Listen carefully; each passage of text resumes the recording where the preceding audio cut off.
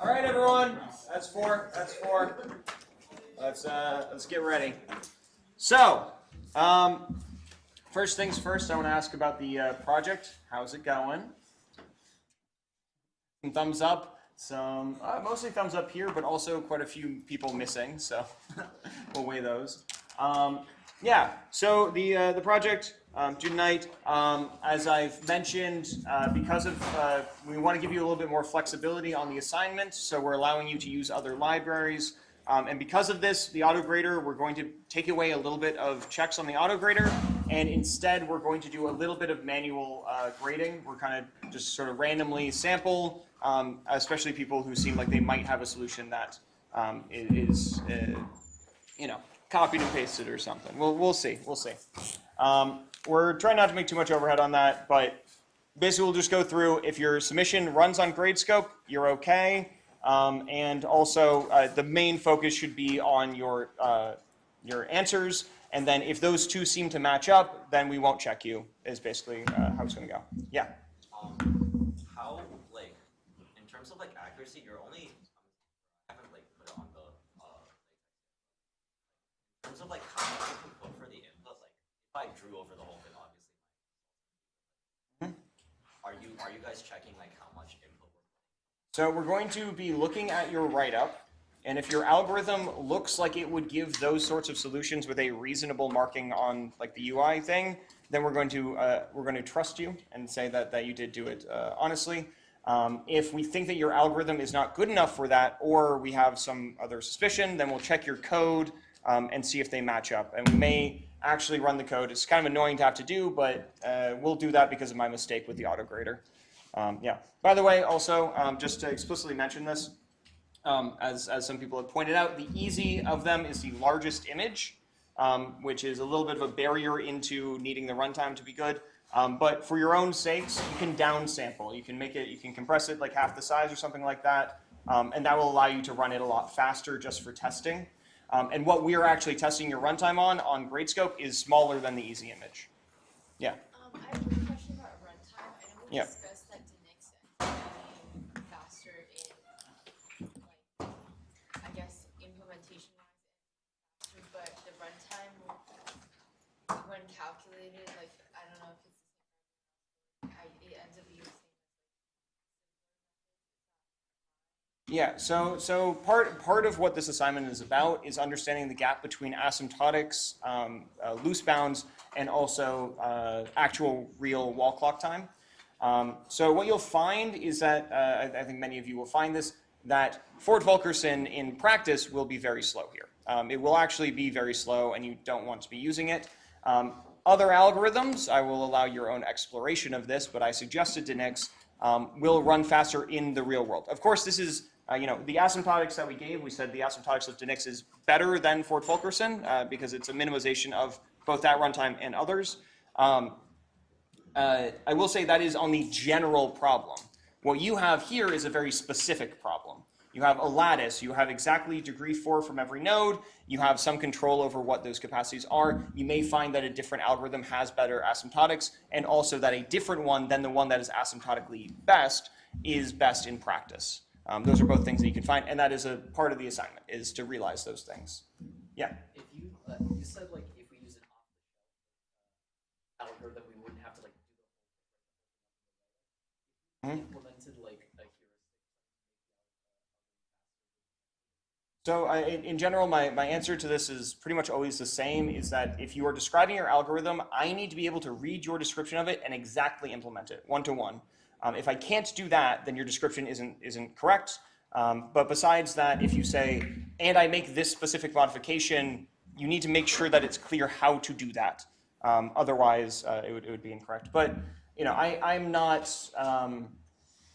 The practice of writing out your algorithm the way that I've asked you to is more about going through the process of, here is a full package of what my algorithm is. Here is a write-up of what it is, here's the code of what it is, and here is the theoretical analysis of what it is, all in one. The way that you actually present your algorithm in practice, to another person, is slightly more informal than what we're doing. generally. I mean, sometimes it's more formal if you're doing academia. We're aiming a little bit underneath academia. And then in the real, like if you were to do industry, you'd probably be less formal. If you're doing academia, you'd be more formal. So that's a broad answer. You can be slightly informal, but make sure that I can implement your algorithm. Cool? All right, other questions? Yeah. What's a runtime should be For this one, so you definitely want to do, okay, I'll say something like OVE is good, and that's like asymptotically. In terms of actual runtime, able to do the easy problem without it taking an hour is like where you should be. The easy problem should take you under 2 minutes in practice. Otherwise, it's too slow. Roughly. Yeah. Yeah. There is again a difference between wall clock and asymptotics in terms of the cutoff. Yeah. By easy, you mean like the actual easy image? The easy image, the biggest image. Yeah. Yeah. Yeah. Cool. Any other questions on it? Yeah. No. So the auto grader is the coding portion. We're grading your coding portion based on your results.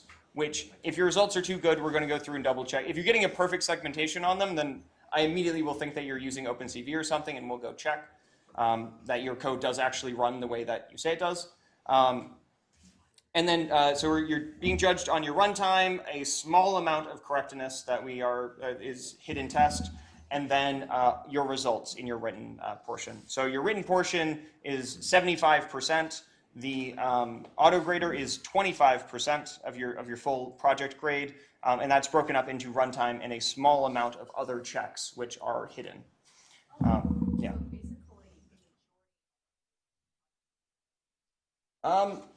So yes, but the like results that you're showing are what you've coded. They need to be your coded results. So the coding aspect of it is about half of it. The written of it is about half of it, and then included in the written portion, you have to show some results.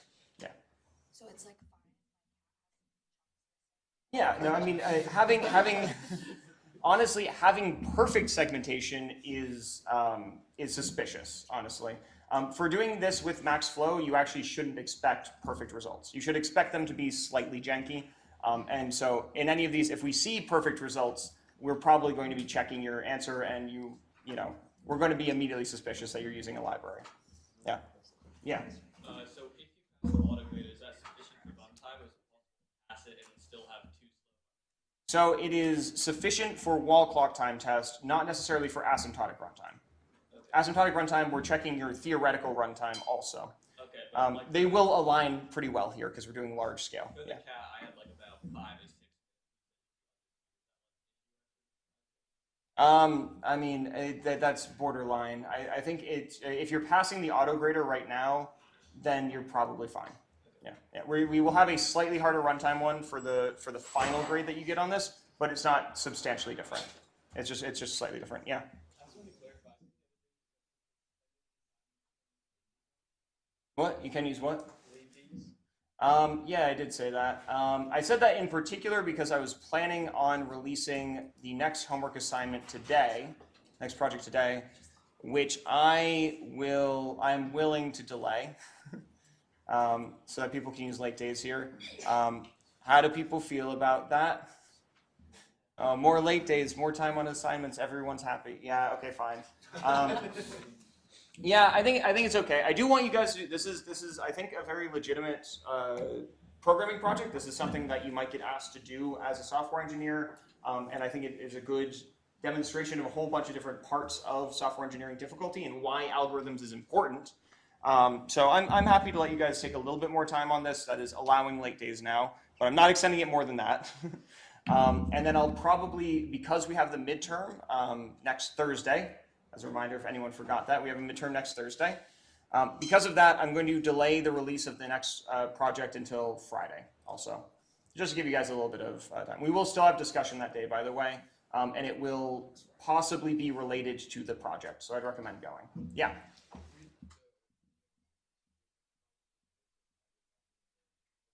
Yeah. The whole thing will be pushed. Yeah, and I'm not going to give you less time. Although the project will be easier, so It should be easier than this one, both in the written and the implementation. We'll see. I mean, maybe you guys will tell me, no, it's actually harder. We'll find out. I think it's easier though, so far. Yeah.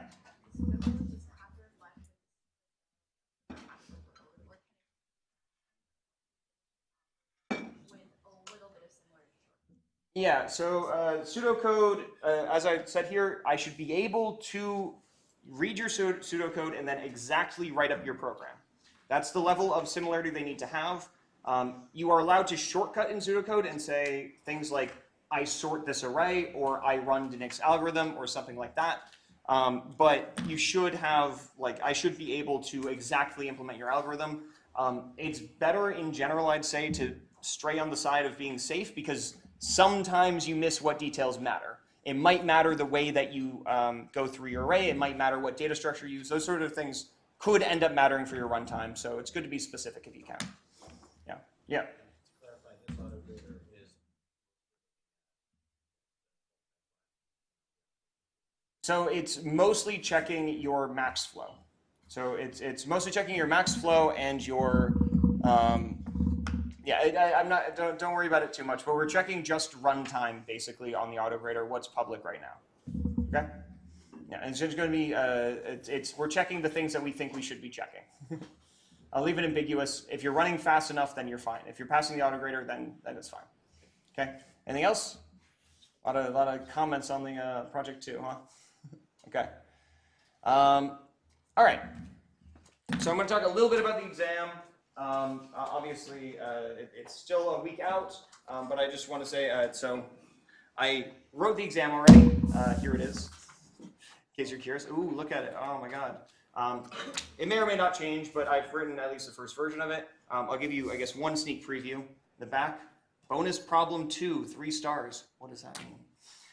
So you can, there will be bonuses on it, and all of that. One other thing that I have firmly decided now, because we're going to spend the rest of today talking about backpropagation again, backpropagation will be on the exam. Okay? You can go ahead and you can star that in your notes or whatever. We're going to talk about it again.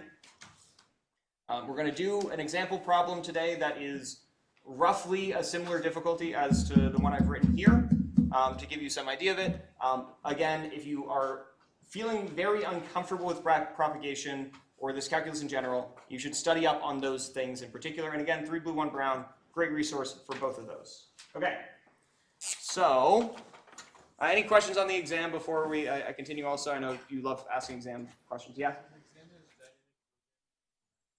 Those are the main focuses. I will say that always, for my exams, I still include this exam, and the final, everything is cumulative. It has to be for this class anyways. And in general, the way that I'm going to phrase questions on both this midterm and the final is solve this problem any way you'd like. So that will mean you can use dynamic programming, you can use divide and conquer, you can use greedy. As long as you can solve the problem, and as long as you hit a good runtime, you're fine. Okay? Yeah. Okay. So, any other questions on the exam? Yes. I remember you mentioned changing Yeah. the Yeah. do you have anything? Yeah, so I am planning to weight your better exam more highly. I'll say specific numbers later on. I said previously that one would be worth basically twice as much as the other one.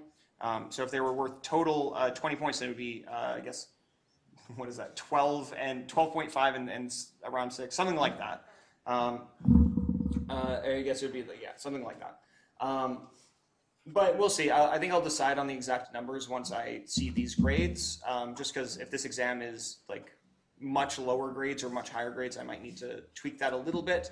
But in general, I will, if you do badly on the first exam and do well on the second exam, that will help you recover substantially. Okay? Okay. Cool? Cool. Yeah. Yes? Sure. Yeah, you can have a cheat sheet if you'd like. I guess it might be helpful for backpropagation just because it's a relatively new thing for you guys. Okay. Okay. So, backpropagation. Can someone tell me, what is the point of backpropagation? What is its input? What is its output? What does the algorithm do? Yeah. So we get input of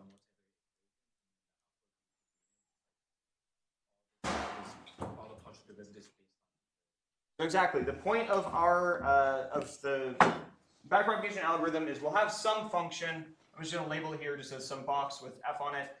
This is representing some black box function, which we do a lot in machine learning. And what we'd like to calculate is the gradient of the output of our function with respect to our input. And this is going to be the general setup to this.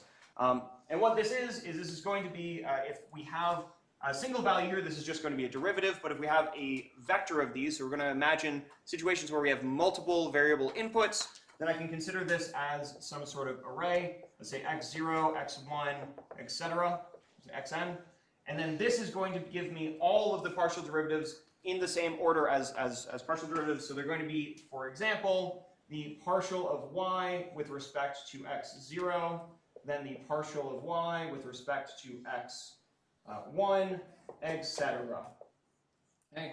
And as a slight reminder for everyone, when we're doing the partial derivatives, just in case you haven't taken multivariate calc, which I believe is a requirement actually for this class, but if it isn't, or if you've forgotten, when we take the partial derivative with respect to one variable, we essentially treat the other variables as if they're constants. Cool? So, this is all well and good. This is what the backpropagation algorithm does. Why are we talking about it in dynamic programming? Why is this connected to dynamic programming at all? Give everyone a second to think. Yeah.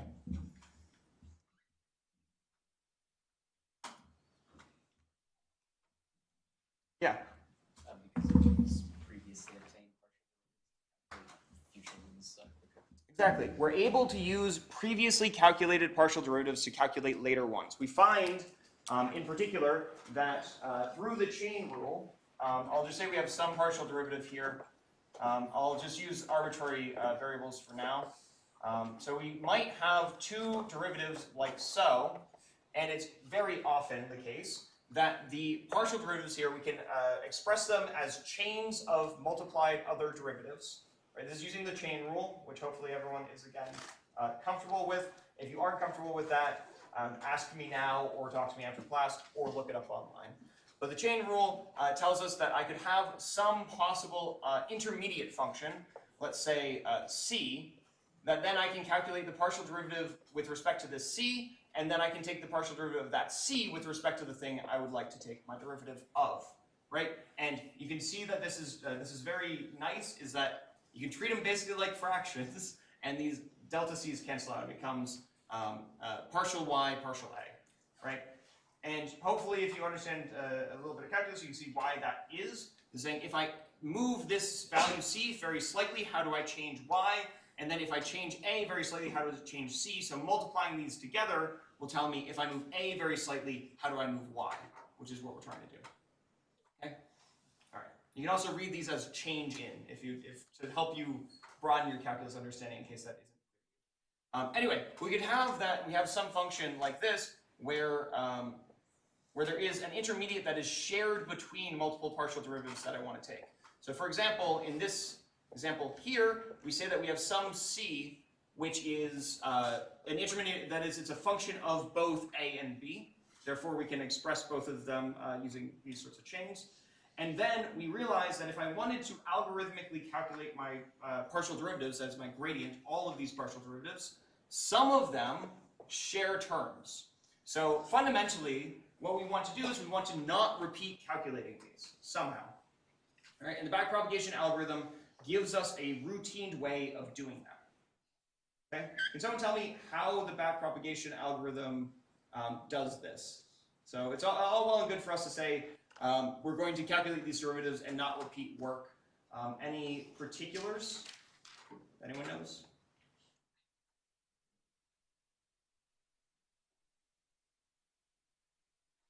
Okay, I'm gonna leave that as a hanging question. Let's do an example. Okay. So let's look at a particular thing. We're gonna bring it back to the backpropagation algorithm, but let's first just do the process of calculating a gradient. So let's take some arbitrary function. Let's say, let's say 3x0 plus x1 to the 7th times x2 to the fourth, something like this. Okay? There's some calculus, there's some function, some arbitrary function. I don't even know the derivative of this off the top of my head. I just made it up right now. Right? And let's say we have this. Then how do we go about calculating this derivative?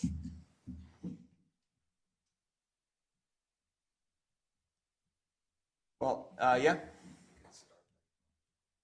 So we could start with a computation graph. So this is my suggestion to you. And by the way, just to contextualize this a little bit, this computation graph, this is a concept in machine learning. It is, in fact, something that happens in our algorithm. We do actually have conceptually a graph that we're using to do these derivatives. The way that I'm formatting this computation graph and the exact way that I'm doing it is kind of my own way of doing it. So you may not run into this exact notation other places, just so you know. I find it a particularly nice way to formulate derivatives. If you really, really hate it, it's not necessary to know, but it is necessary for these algorithms, for running backpropagation. Okay, so what would the computation graph of this look like? As a reminder, if I wanted to write an operation like x0 plus x1, the way I would draw it, so I'd have x0, I'd have x1, and I would add them together. And then I would label this however I'd like to. I'm going to just label this one A. Okay? And then this A would be equivalent to x0 plus x1, and then I could continue. So why don't you all take a second and draw this computation graph for this function? Yeah.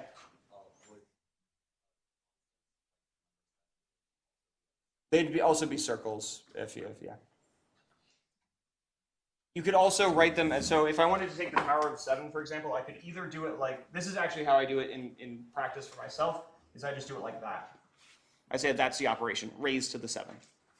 Yeah. Well, you can separate them out if you want. It doesn't really affect anything. For actual autograd programs like that use these computation graphs, generally also they'd be like this unless there's some weirdly parameterized function.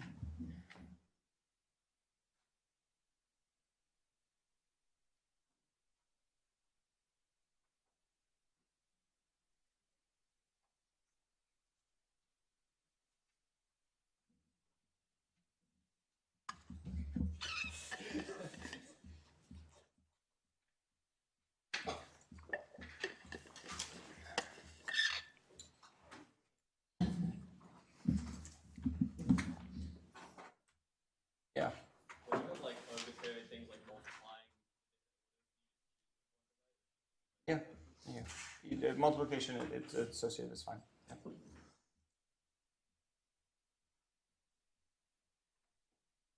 you make them all binary branching? Ideally, yeah. You don't need to, but we saw an example in last class of why we should do that generally. Yeah.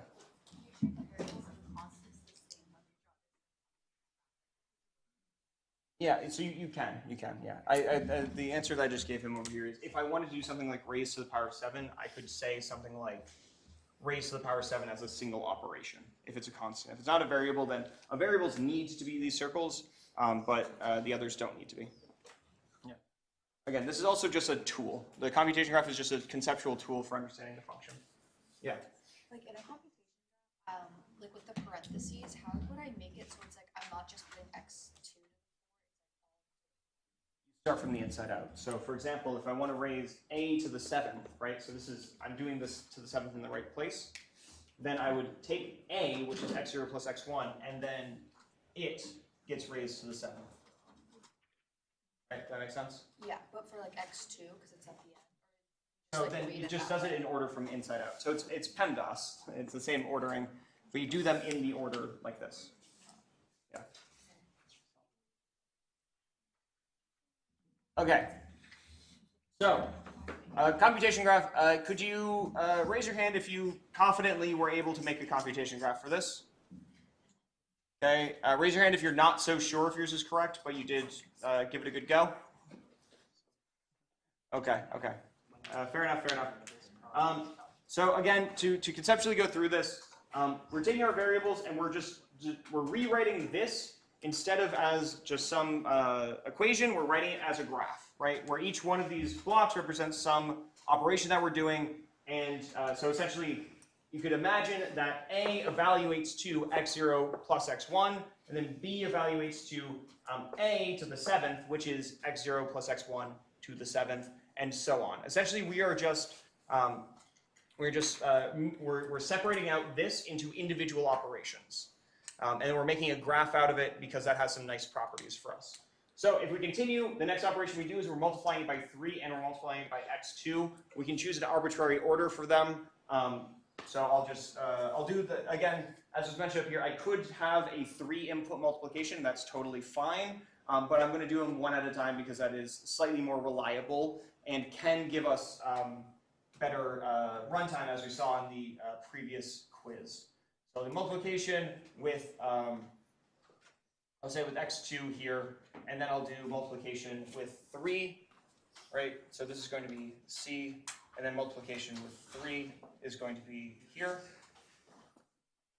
3. And then lastly, we're just going to raise all of this to the 4th. So this becomes d, and then lastly, we raise everything to the 4th, and this we're going to label y, because this is the full output. Okay? That make sense? Yeah. Small thing, but could it also Yeah, we could. Yeah, that's fine. Okay, so now, what's the use of this? Someone tell me. Why do we bother doing this? Yeah? Yeah, so it shows us how to take the derivatives. In particular, it shows us how to decompose them into some chain. So if I wanted to take the derivative of y with respect to x2, what could I do? If I wanted this, how could I write a chain for it? dy dx2. How could I write it? Yeah. You do y to d first. Exactly. So derivative of y with respect to d, and then? And then c. Yep, we multiply it then with d to c. And then c to x. And c to x2, exactly. And so now we can solve each one of these in turn, and then we get our answer here. All right, so this shows us just a way, and again, for people who might have not caught this point, we are finding a path from the thing we are taking the derivative of with respect to the thing we're taking the derivative, to the thing that we're taking the derivative with respect to. So we're finding a path in our graph. Okay?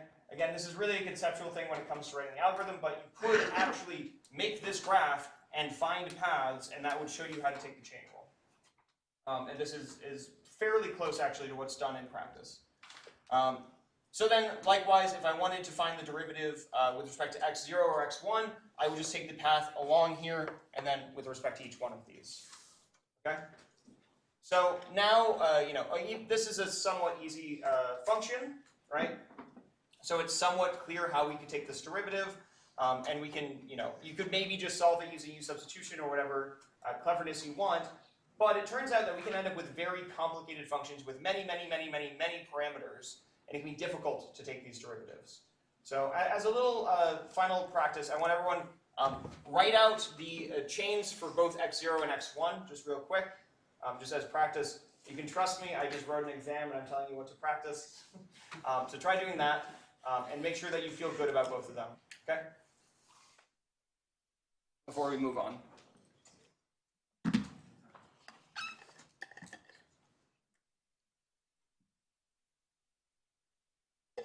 Yeah.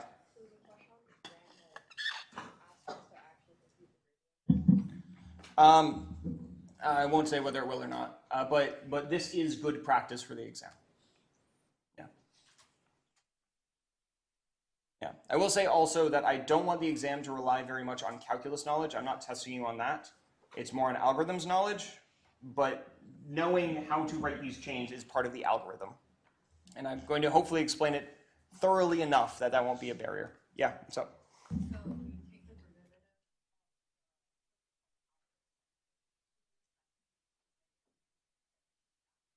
Yes, and you move along that path, and it tells you all of the partial derivatives to take.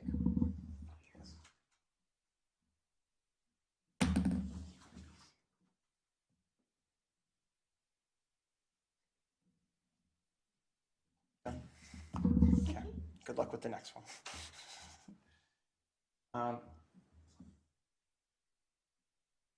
Okay, everyone good? Okay.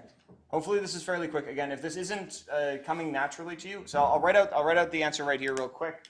But again, the path is going to be y to d to c to b to a, and then to their corresponding ones. So they're actually going to share a lot of common terms in calculating their derivative. You can see again how we could save computation if we're calculating them. But this is going to be like, I'll just do one of them.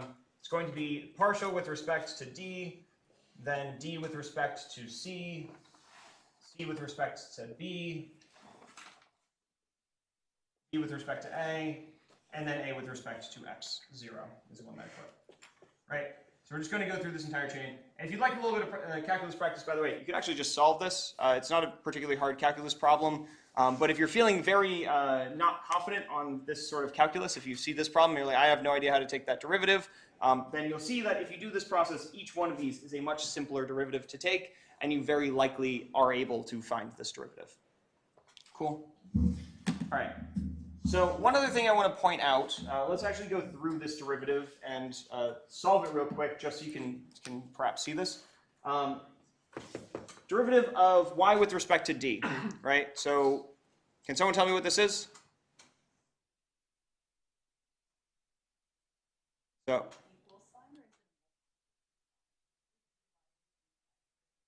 this is an equals, and then all of these are multiplication. Sorry. Yeah, they're all multiplied together. We're chaining them together. Yeah. Yeah. So this first one, derivative of y with respect to d. The way that you can do one of these, you can think, what is d? D at this point is x0 plus x1 to the 7th times x2 times 3 is what d is. So then, what is the only operation I'm doing to d to get to y? To the 4th. In particular, I can say that, let's see if I have a better, let's see if the black one is working again. In particular, I can say that y equals d to the 4th. If I take the derivative of this with respect to d, what is it? 4d cubed. Very easy. So this term right here is just 4d cubed. Similarly, this one is just going to be 3. I think you could see that pretty easily. Cool. Then this one is going to be what?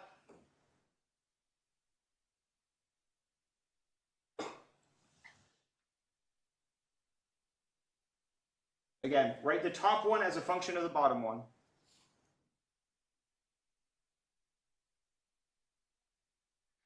I'll wait until more people get it, I think.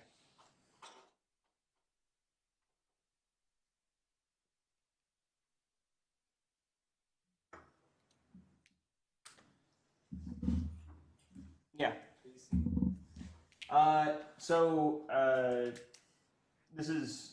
That was d with respect to c. It's just going to be 3 also, not because it's 3 times c. I'm talking c to b, c to b, c to b. Yeah? It's going to be x2. It's going to be x2 because x2 times b gives us c. All right, that makes sense? So there's going to be x2. Last one's db dA. What is b as a function of a? A to the power 7. And what is the derivative of that with respect to a? Yeah? 7a to the 6. 7a to the 6. And then finally, what is the last one?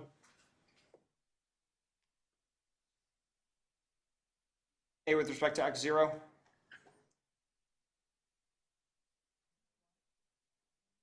Just 1. They're added together. So a plus b with derivative of that with respect to a is just 1. Right, so there's going to be 1. Multiply all these together. What do you get? You get all of these. So you'd have to replace d with whatever d is. You'd have to replace a with whatever a is. You get our answer here. By the way, what would be the derivative if I replace this with x1? Same thing. Same thing. We can notice that here. So in fact, it's entirely repeated computation.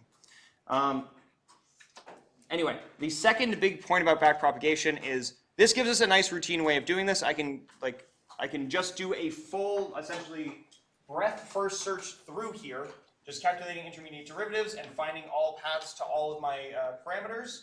and that will give me all of my partial derivatives. The second important point of this is that if I look at these partial derivatives, lots of them are going to contain terms that are these intermediate calculations. So the way that, if I were to do this naively, I would get this function, I'd have to recompute what d is, I'd have to recompute what a is, it would take a lot of time. So instead, backpropagation has two components. One is a forward pass, where we memorize all of these intermediate values. We memorize a, b, c, d, put that all into memory, into some opt array, into some DP array, let's say. And then we do our breadth first search backwards to find all of our variables, derivatives with respect to them. And while we go through, we only calculate one step at a time. So we only calculate this individual derivative, and this individual derivative, and so on, right?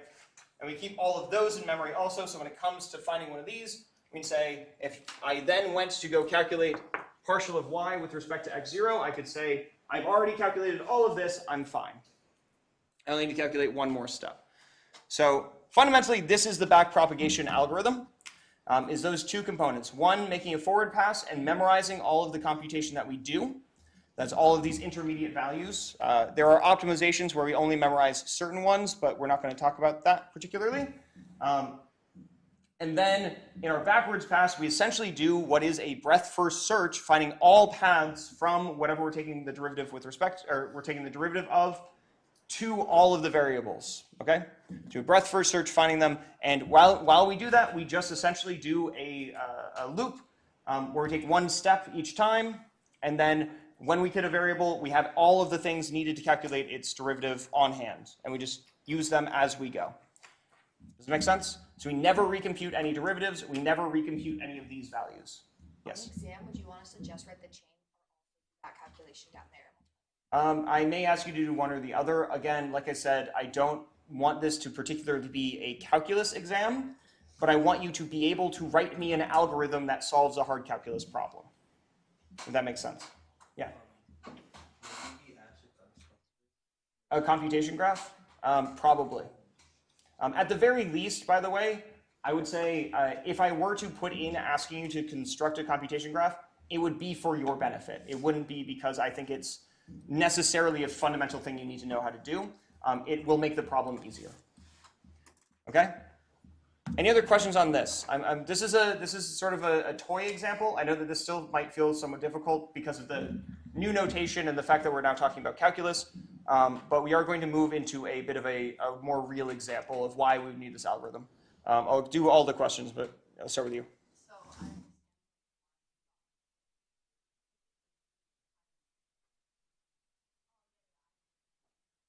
So I'm 3, it's because this operation, I'm taking the derivative of d with respect to c, and d is just c times 3. okay. Cool. You. So the forward pass calculates all of these values, a, b, c, d, that we might need, because those can appear in the derivatives. Make sense? So like this partial derivative is equal to 4d cubed, and there's going to be other ones that also contain the term d in them.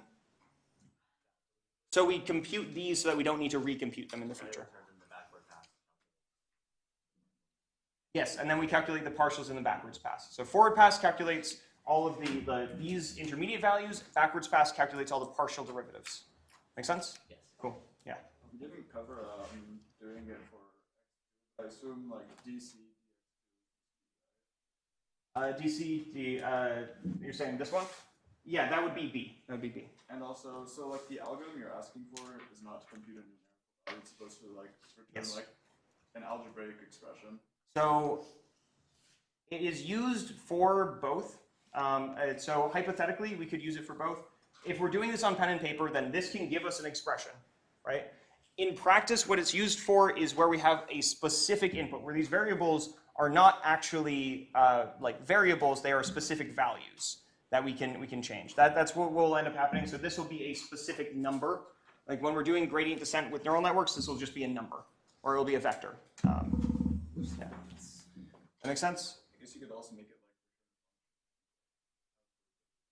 So there are ways to do this analytically, which is cool.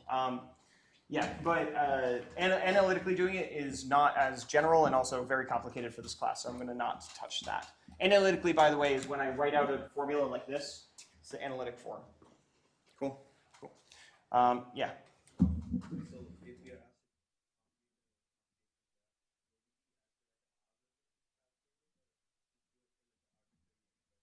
You will. You'll see. You'll see. Sorry.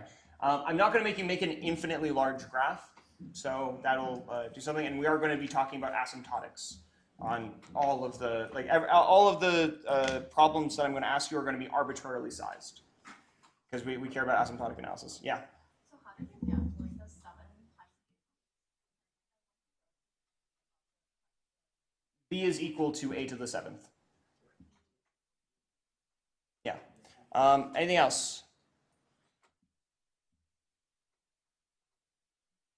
Anything else? Okay. Okay. We're going to look at a more real-world use case for this. Okay, real world is maybe a bit of a stretch, but we'll look at a more serious application of this algorithm.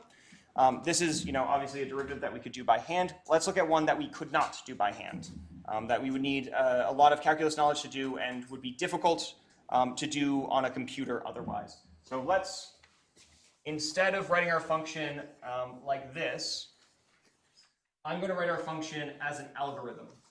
Okay? It'll look like so.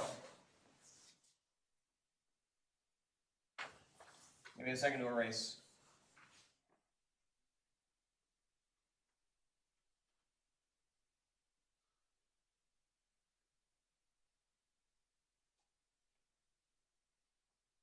Okay, so here is the algorithm that we're going to work with. So I'll write it as a function, let's say.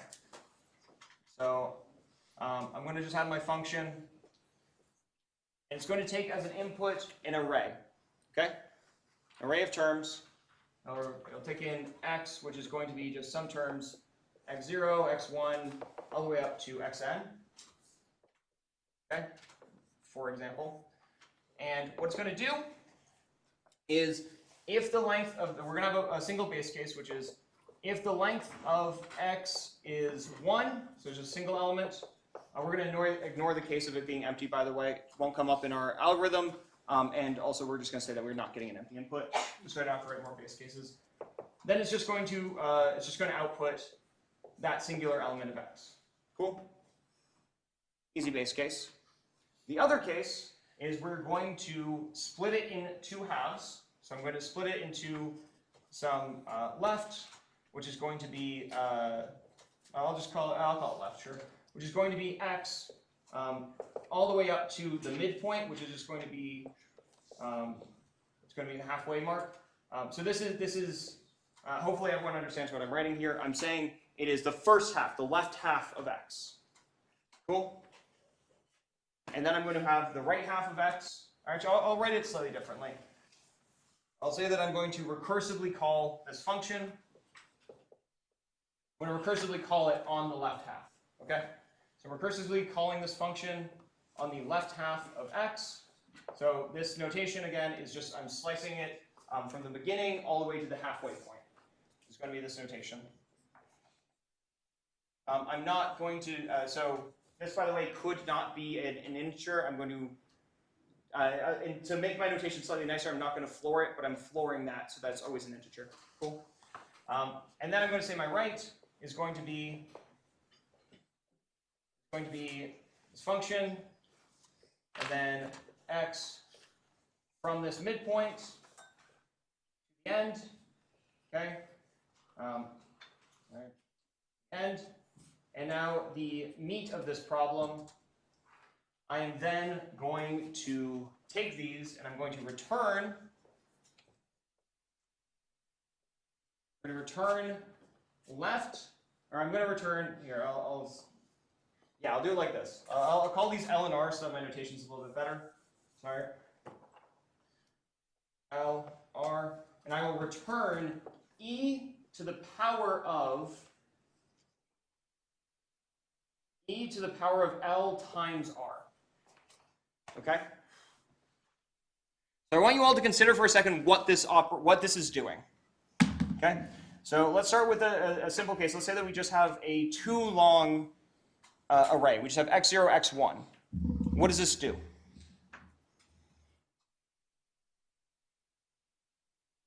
Yeah. Exactly. It would just be e to the power of x0 times x1. Okay?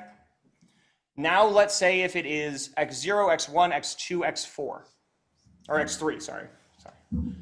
What would that do?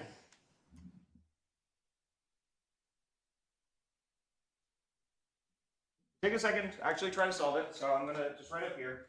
So if I run this function on x0, x1, x2, x3, what is that going to output? Yeah. And then take the left and the right.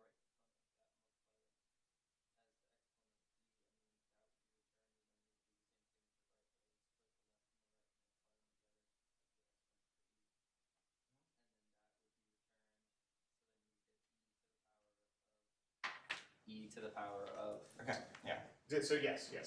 So the output of this would be e to the power of x0, x1 times e to the power of x2, x3. Okay? This is what this is doing now. Now my question for you, and the problem for today, is what if I want to say that, let's say y is equal to this function, taking as input x0, x1, all the way up to xn,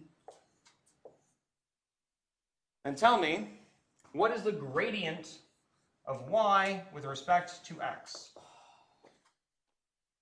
Okay? So, again, not to scare you particularly, this is approximately the difficulty that I would expect for the exam. I heard some shifting and some scared noises. We're going to go through this today. I want you, though, first to consider everything I've said today about this algorithm, and I want you to come up with some algorithmic way that you could solve this.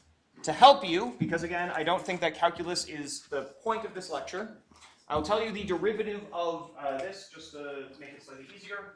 So if I have e to the a times b, and I take this derivative with respect to a, this is going to be, anyone tell me? It's going to be b times e to the ab. Okay, and vice versa. If I were to take the derivative with respect to b, it would be a times e to the ab.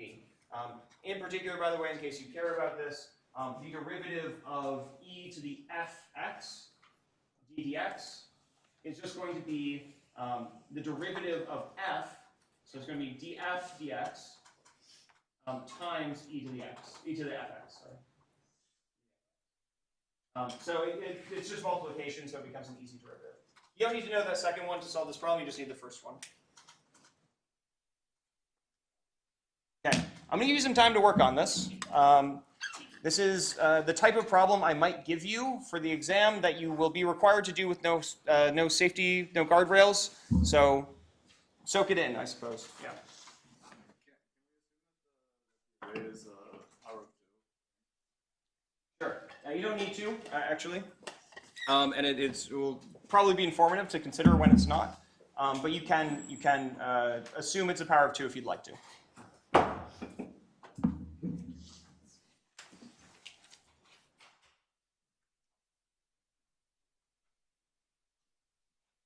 Yeah. Can you just restate the problem?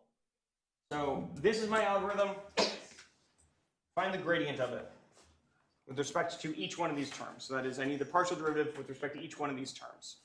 And solve it algorithmically.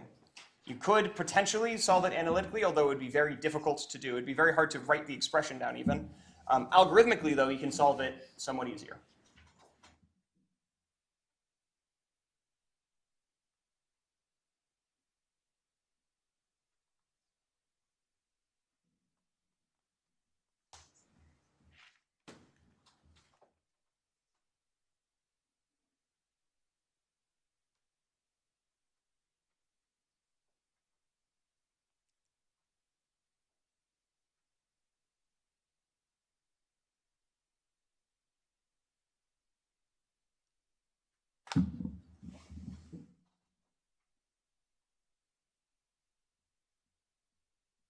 Oh, by the way, to those of you who said you liked my wife's bread, she's going to be baking more, but she didn't today because she made bread for someone else today, actually.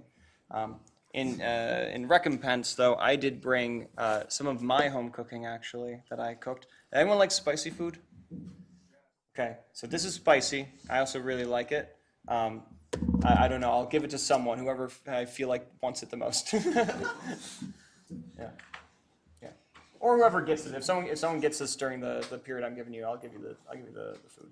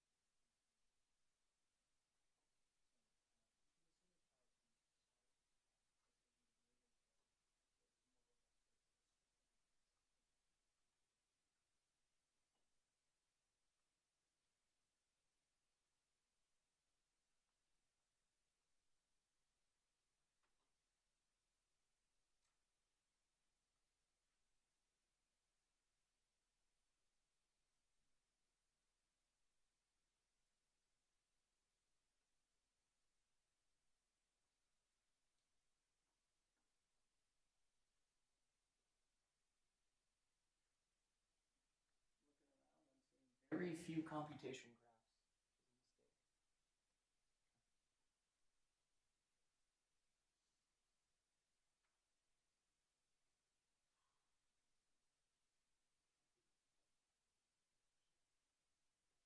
graphs.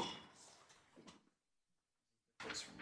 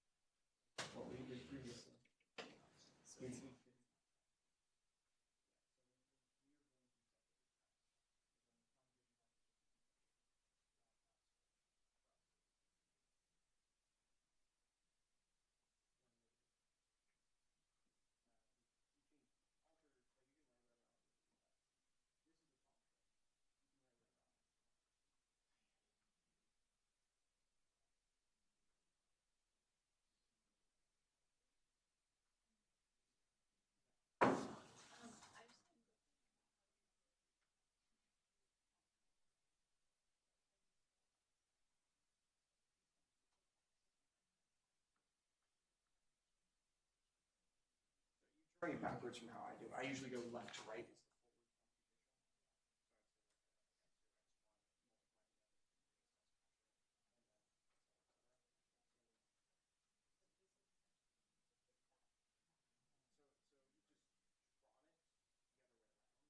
Backwards is when we find a path from this to this. So the graph is just a graph.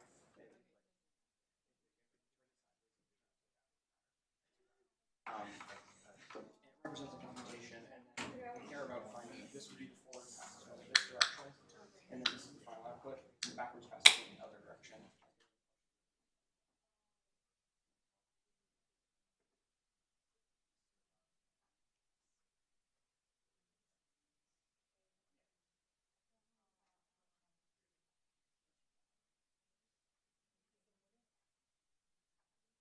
There are ways you can make it simpler.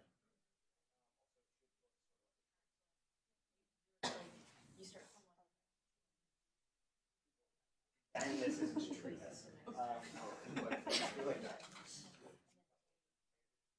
That would be an accurate computation. Okay.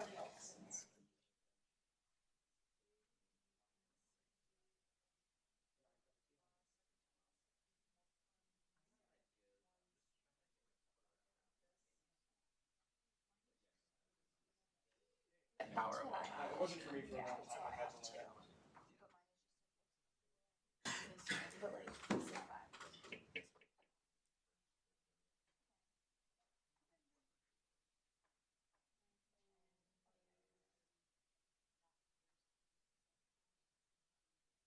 I just lettered them on.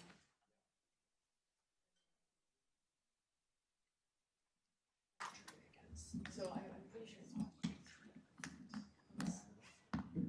Okay, I'm gonna cut you off a little bit. I'm gonna draw a computation graph, and we're gonna talk a little bit about this. But I still want to leave this as a question for you guys to be able to solve. I think also under consideration, this problem is similar to something I might ask you on the exam, so I'm not going to give you the entire solution. If you would like to have an advantage on the exam, I suppose try to solve this on your own. I'll give you part of the solution right now. Maybe we'll talk about it on Monday if you guys really want to. But I do want to give you a little bit more time to work together today. So let's look at a very simple case. So I'd say first things first with a problem like this, which is somewhat complicated. As I already did, let's look at a small case and let's draw the computation graph just for 4 inputs. Okay. So we have our 4 inputs: x0, x1, x2, and x3. Okay. And I'm going to create a single operation, which is going to be multiplication and exponentiation, just to make my computation graph a little simpler. If you want to do it by individual operations, you can do it as, like you could do it as multiplication and then exponentiation. Alternatively, I guess I'll do both of them up here so you can see it. Alternatively, I can also just define an operation. As long as it's something I know the derivative of, it's fine. So here I can say I'm going to multiply them, and then I'm going to raise them I'm going to raise e to the power of that. And then these two are then going to be multiplied together, and I'm going to raise those to the power. Okay? These two things are equivalent. I'm just using a shorthand notation for it. Okay? And let's label just this, and this I'll label y then. Because I'm going to know the derivative with b with respect to each of these, because we already did that. Okay, so this would be a computation graph. Let's look real quick at what these derivatives might look like. So I take the derivative of y with respect to a, right? So if I want to get to x0, x1, I'm going to need to take y with respect to a. So what would that look like? Derivative of y with respect to a. Again, in case anyone is not clear on why I didn't draw these intermediate calculations, I know the derivative of this operation. It's that exact derivative right there. So I'm just using that as my basic operation because I know the derivative of it. If I'd like to do it all the way out, and if you'd like to do this, it's perfectly fine, equally accurate, to label every single operation and do every single bit of the chain, but I'm just speeding it up a little bit for the lecture. Okay? If that didn't make 100% sense, maybe you can rewatch it a little bit. Anyway, so if I want to take this, what is this derivative? We have y with respect to a. Yeah. B. Not quite, because we're exponentiating 2. So remember, I've said that y is after exponentiation. So we can write y as a function of these things. So y is going to be, it's going to be exponentiation of a times b. All right, so that's what we're taking. And then we have to take that with respect to a, right? So what is that? Yeah. I don't have an answer to this quick question. So that would have the e coming from it. Yeah, so this is after exponentiation. This is also after exponentiation. These are just the same thing, but I've rewritten them differently. This is also after like how exponentiation. you would have the bubble with like the. You could, I'm using the caret to just mean e to the power of.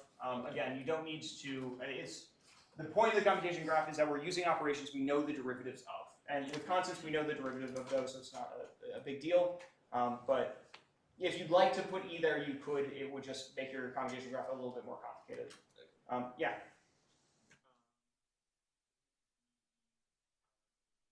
Exactly. So it's this exact same derivative. In fact, I've just written them as capitals instead of lower cases. So it's going to be b times e to the ab. Okay, and likewise, derivative of this with respect to b is going to be what? Exactly. It's going to be a times e to the ab. Sorry, I'll write them as caps to keep them consistent. And you can start to see that the chain from y to x0, for example, I use this first one, and then I just need a with respect to x0, which is what? What's that derivative? It's not exactly. It's multiplication and exponentiation. But if you'd like to, we can look at this one. It's b with respect to x2.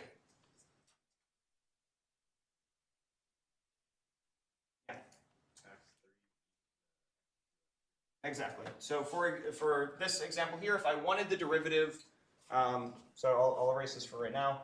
If I wanted the derivative, so we've solved those two now, but if I wanted the derivative of y with respect to x2, just in this example, then I would do the derivative of y with respect to b, which we already solved. This is a, e, a, b. Then we would multiply it by the derivative of b with respect to x2, which is just going to be x3 times e to the x2, x3. Okay, we multiply those together, that's my derivative.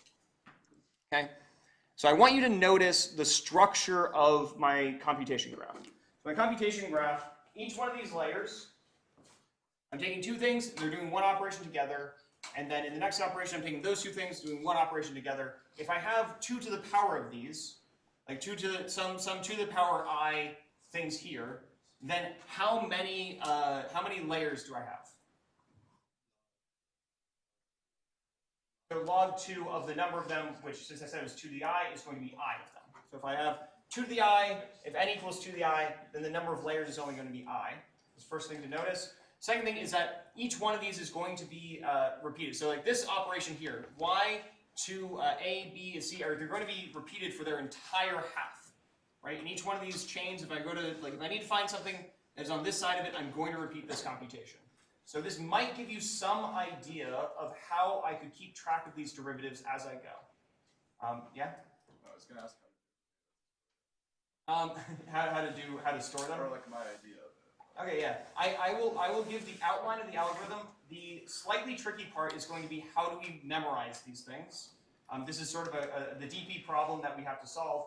But fundamentally, the algorithm is going to be exactly what we described before for backpropagation. We do a forward pass, calculate all of these values because they do appear in our derivatives, right? And then we are going to, once we calculate each of those, we're then going to do a backwards pass where we're going to somehow do a search backwards, find every single path to all of these things, and calculate their derivatives by calculating them through chain rule without ever repeating any calculations. Okay? And we have to be clever about how we store our derivatives so that we can always, like similar to the other problems we've seen, we want new terms we add to only rely on older terms we add plus maybe one operation. Okay? So I think for the rest of class today, I'll answer questions about this if anyone has them, of course. But I think for the rest of class today, more or less, I want you to be talking to people, trying to figure out how you could do this properly as a DP problem. Okay? Any questions though first? Yeah? Amanda? Okay, so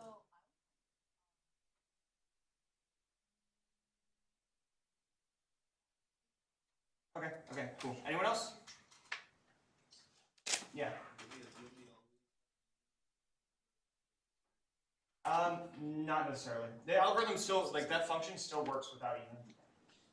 But your algorithm will have to be a little bit more careful when you're doing it. But you can figure out those details on your own. Yes. Yeah.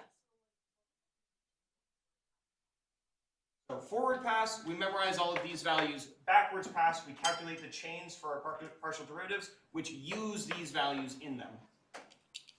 So if we were to do it naively, we'd have to recompute a bunch of stuff, both on the forward pass and the backward pass. Or like when we do the derivative, we'd have to recompute these, and we'd have to recompute our derivatives. It'd be super, super, super slow to do it naively. So backpropagation is a big deal. Okay? Any last questions? Okay? Okay. All right.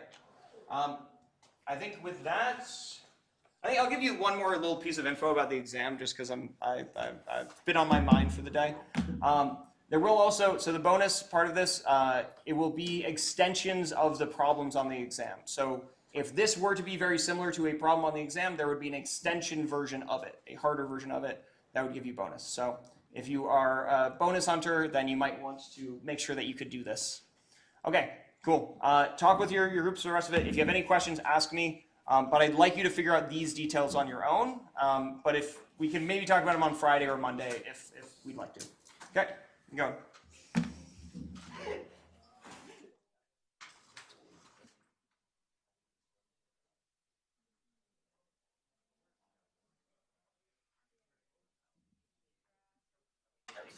Yeah.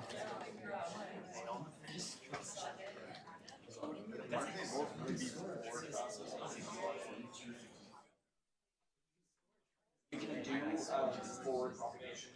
The proper thing is you just do the computation once, and then it is a backwards thing. So you do like you calculate the first derivative. I calculate is dy or dy. I calculate those first, so it goes backwards. You can. There are clever ways you can do forward propagation through this. Is it just not already making it as an econ? No, because you're saving the variables. We save the variables here. You don't want it. All you do is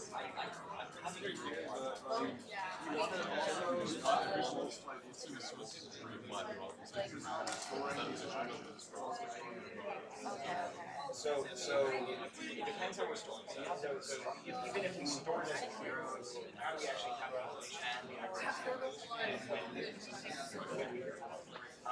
you can do it as matrices and algebra.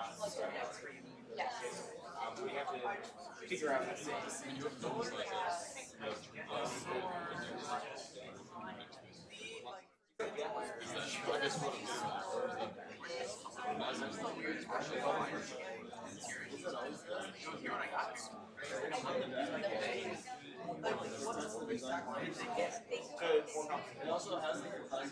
So how do we iterate the derivatives? That's a problem. And then for lookups, how exactly? So you could consider it sort of just like, oh, it's a math problem. I have to figure out how to access exactly where at that point. You need to make sure that you're in the right order. And ideally, you're not generating too much as a separate optimization step, but So you store the you could do that. Yeah. So if you're storing it as a tree, I'm storing a tree information, then that's what we do. And that's what we do in practice, by the way. But if you're storing it as an array, which is a little bit easier to formulate, say here's how much accessing. That's a little bit more complicated. The first one is like the very first one, like is this one how we have vibrant. And then your second one is these two, and you never store the one that has like that like the actual X in it, like an actual term. You just like trying to like at index 1 you have this, and then at index 2 you have this. And then you like find the index that's like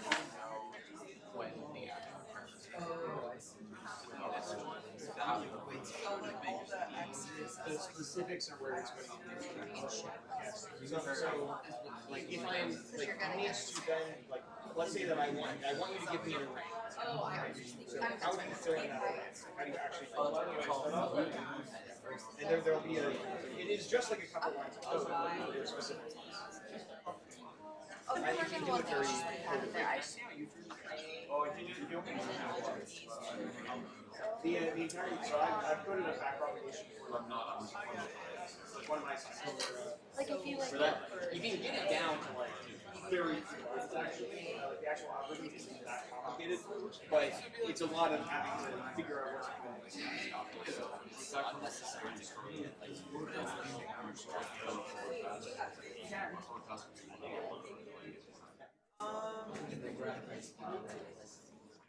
The way that it is actually stored in memory for autograph programs is a graph.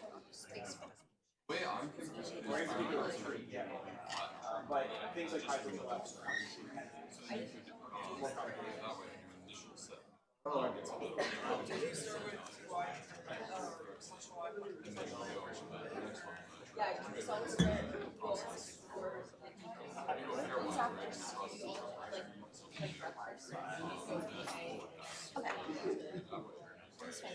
Like you do like I'll index here, just have the first one, and the second one, and then I was drawing those from a piece that was already written out, and that's not it.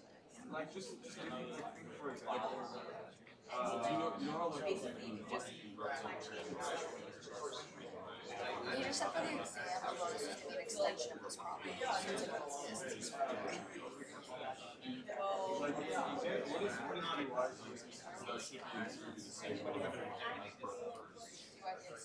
This is autograph. This is the autograph basically backpropagation. And backpropagation itself, if I just say that backpropagation is simple work, engineers And then will what's know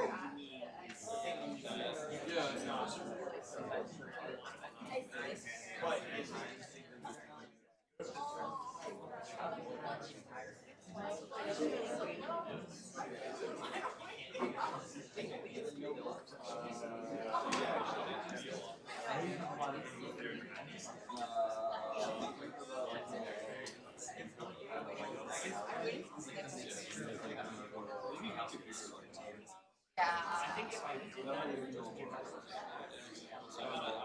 because again, I gave you here a problem that is pretty damn similar to what I'm doing. So, give you some run up, solve it first. No, I just meant like not even. So I gave you, coding, maybe inform what's important to me.